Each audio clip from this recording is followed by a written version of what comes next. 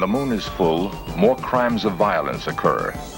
Arrests have been known to increase, as well as admissions to mental hospitals.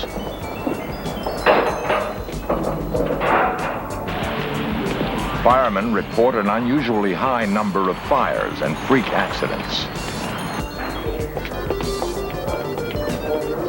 Emergency personnel in hospitals brace themselves for increased caseloads. Bizarre statements and traumatic actions by usually rational people are attributed to moon madness. Why? What strange influence does the moon have on the behavior of man?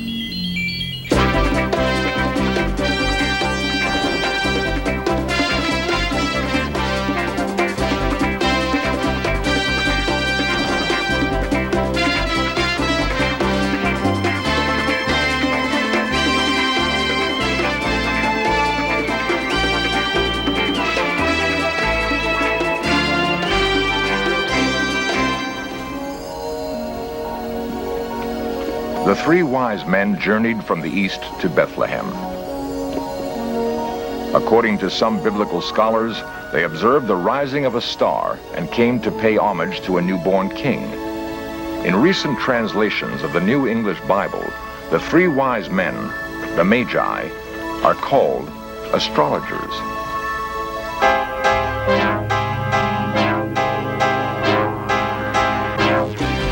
This series presents information based in part on theory and conjecture. The producer's purpose is to suggest some possible explanation, but not necessarily the only ones, to the mysteries we will examine.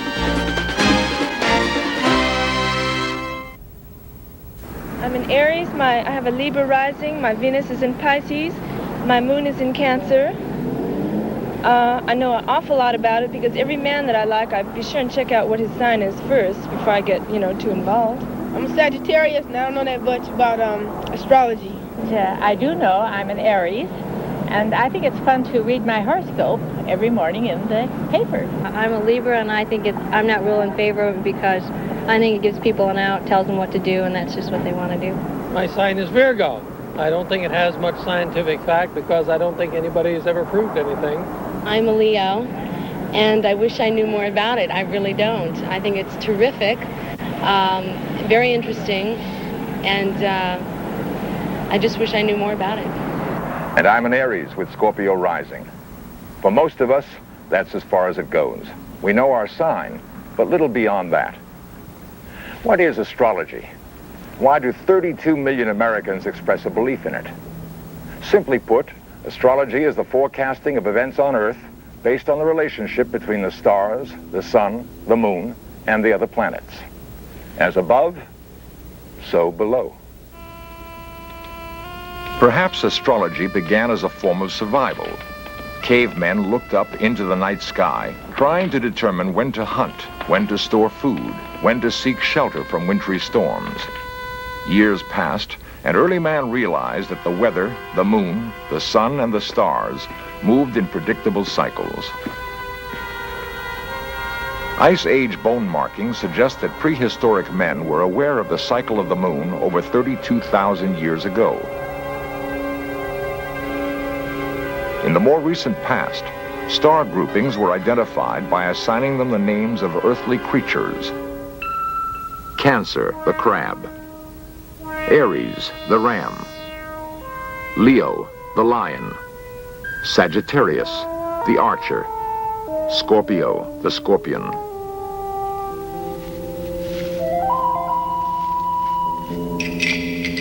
The formalized study of astrology originated in Mesopotamia at least 3,000 years before Christ. From there, it spread to Egypt, India, China, and throughout Europe. The Egyptians devised a calendar dividing the yearly cycle into 12 houses. Knowledge of the future was considered a potent weapon.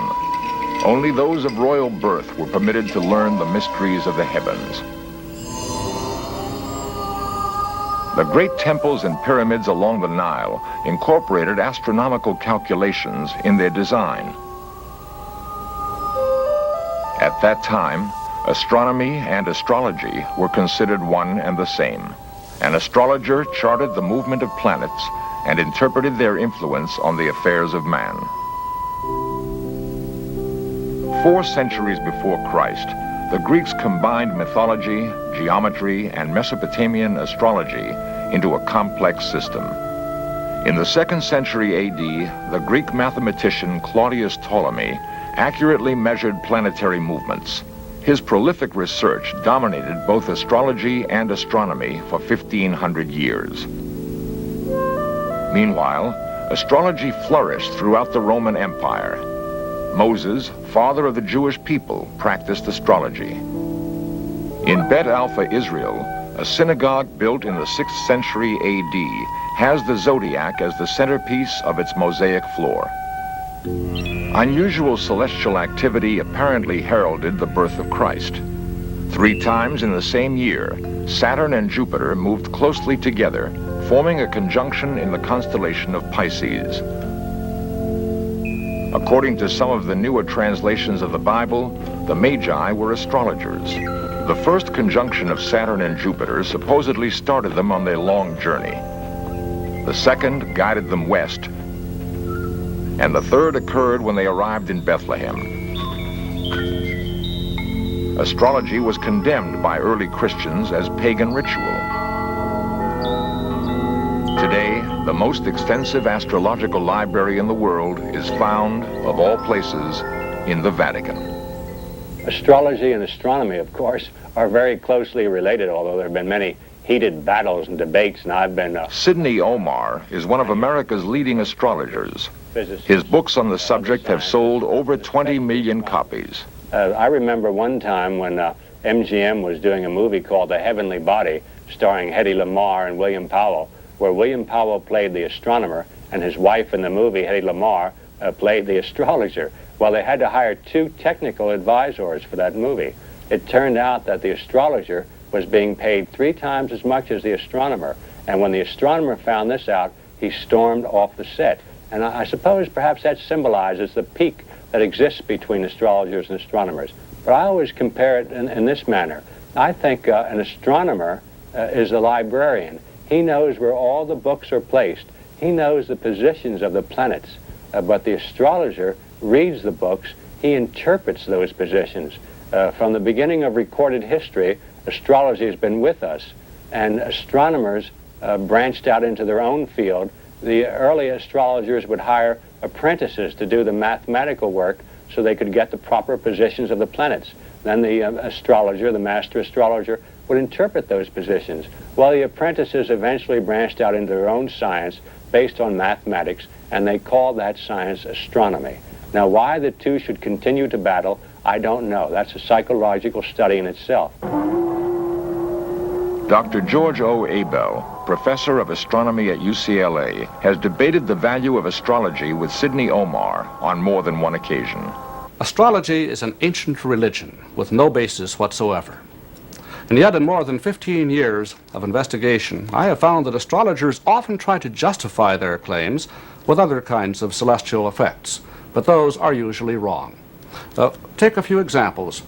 Moon madness. More than 7,500 murders, suicides, admissions to mental hospitals have been found to have no relation whatsoever to the moon. Or tides. The tidal force exerted on me by all of the planets combined is many tens of millions of times weaker than the force of this book upon me. Or planets and weather. Although there have been unsuccessful attempts to relate planets to solar activity like sunspots, nobody claims to predict Earth weather with planets. If we could do that, the Weather Service would have been out of business many years ago. Yet, many millions of people fall for astrology. It is said that even Adolf Hitler did, but I hope you do not.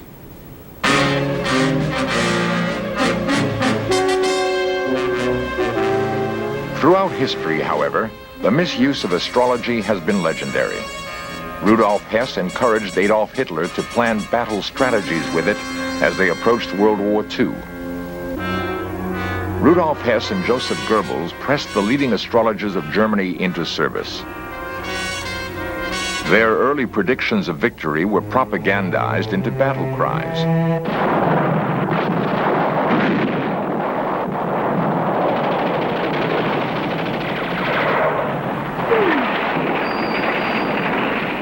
As Hitler's charts grew increasingly pessimistic, the astrologers were arrested and shipped off to concentration camps. Karl Kraft, Hitler's personal astrologer, died en route to Buchenwald. Louis de Waal, originally an astrologer for the Third Reich, followed the advice of his own chart and fled to Great Britain. De Waal served Winston Churchill and Britain's strategists throughout World War II.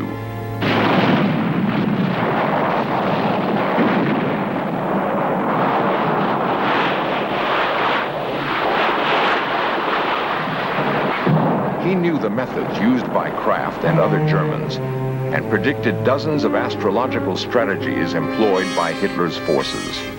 De Waal saw danger signs in the chart of President Roosevelt in 1945, the year FDR suffered a fatal stroke. He also charted an ominous conjunction of Mars and the star Algol for August 1945. On the day of the conjunction, the first atomic bomb exploded over Hiroshima.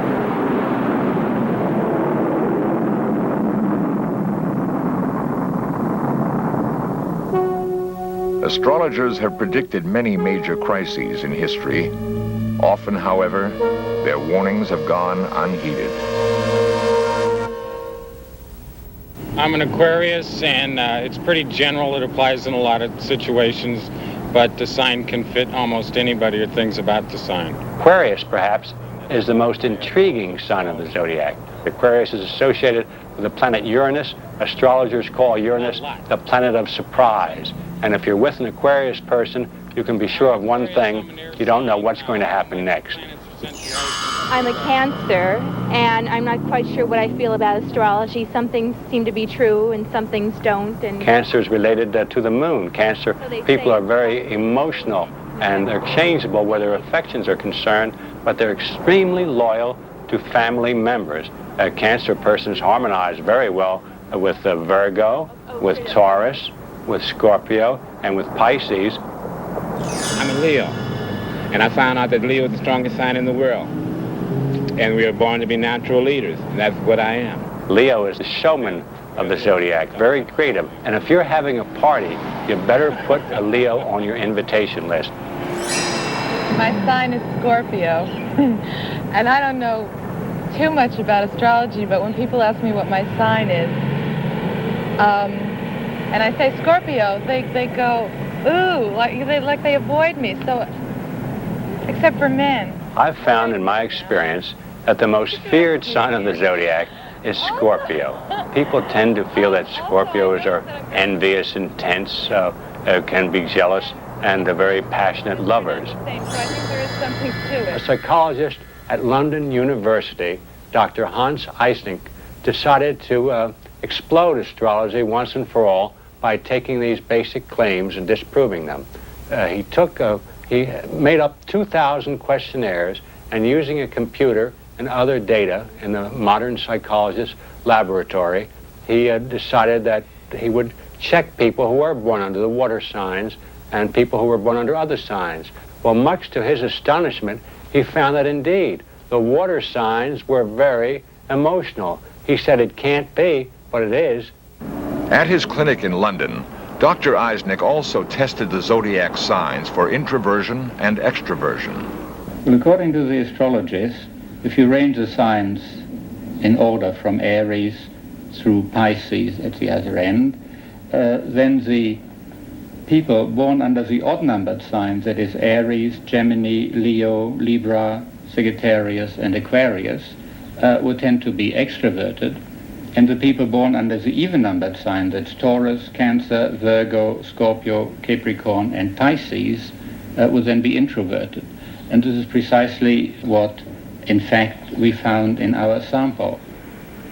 Extroversion really refers to outgoing properties of a person. He's sociable, impulsive, happy-go-lucky, likes to mix with other people, likes to go to parties and so on. And the introvert is the opposite of all that. He likes to sit at home, read, rather than go to parties, and so on. So these are quite well recognized and quite easy to test in a questionnaire. We put it through the computer and did a statistical analysis of the data, And as it happened, they bore out the astrological prediction very well, which rather surprised me, of course, but they are the results. And that's what got me interested in this. Astrology has commercial applications in many phases of business, including predictions of stock market trends.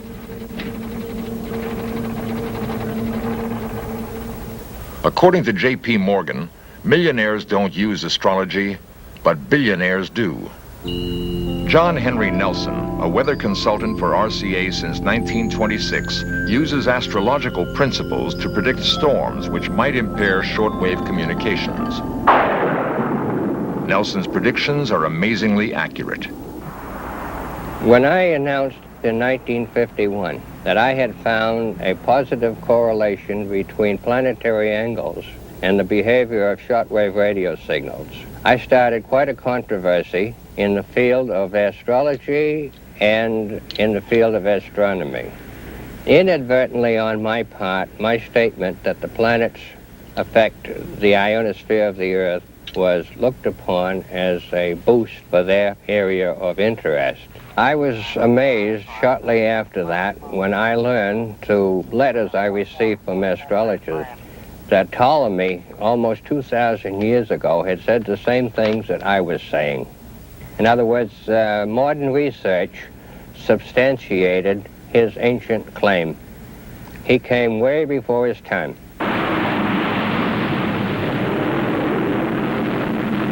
Using Ptolemy's principles, John Henry Nelson successfully charted storm paths 15 months in advance for a NASA space launch requiring ideal weather.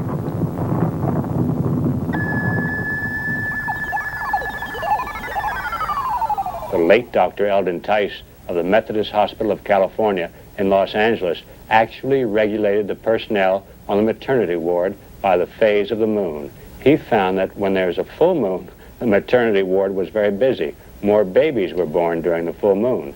Now, Dr. Edson J. Andrews of Tallahassee, Florida, wrote in the Tallahassee Medical Journal that when tonsillectomies are performed during a full moon, there's more chance of post-operative hemorrhaging than at any other time of the month. So Dr. Andrews says, save full moon nights for romance, not for surgery. The incidents that we have are way beyond normal.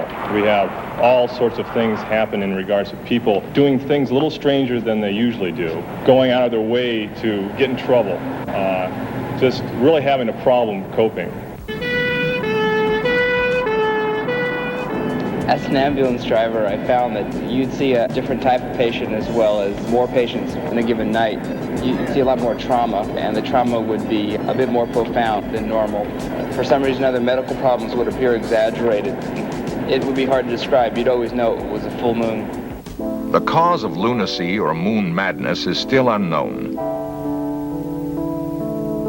It is known, however, that the moon controls the tides in the oceans. Since humans are 90% water, perhaps the moon controls our tides too. Nations have horoscopes as well as people. Since 1840, in the astrological chart of the United States, the alignment of Saturn and Jupiter has reoccurred at 20-year intervals. Unfortunately, every president elected during those periods has died in office. William Henry Harrison, elected 1840, died of pneumonia 1841. Abraham Lincoln, elected 1860, assassinated 1865. James Garfield, elected 1880, assassinated 1881. William McKinley, elected 1900, assassinated 1901.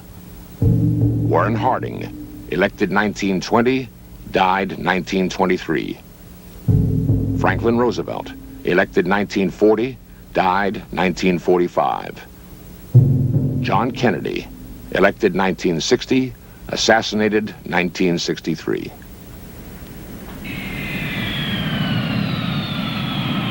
A number of astrologers, including Sidney Omar, saw that President Kennedy's life was in danger.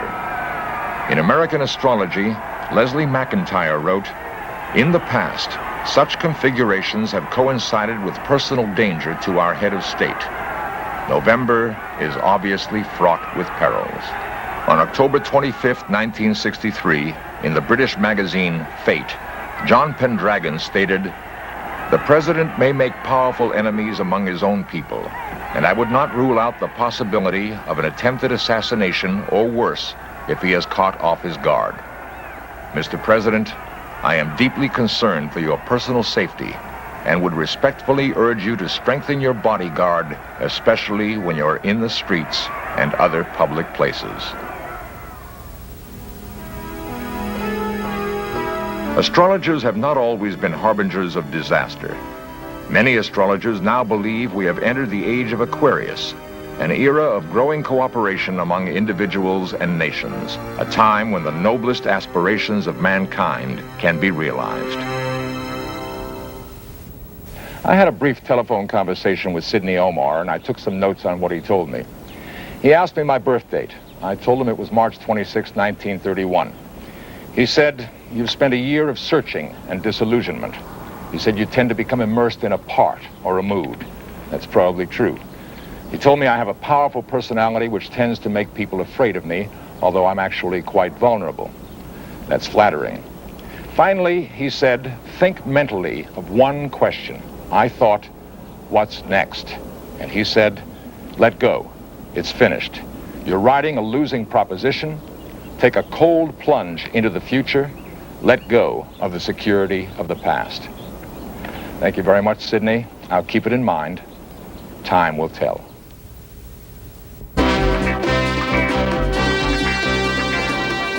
Lost civilizations, extraterrestrials, myths and monsters, missing persons, magic and witchcraft, unexplained phenomena. In search of cameras are traveling the world seeking out these great mysteries. This program was the result of the work of scientists, researchers, and a group of highly skilled technicians.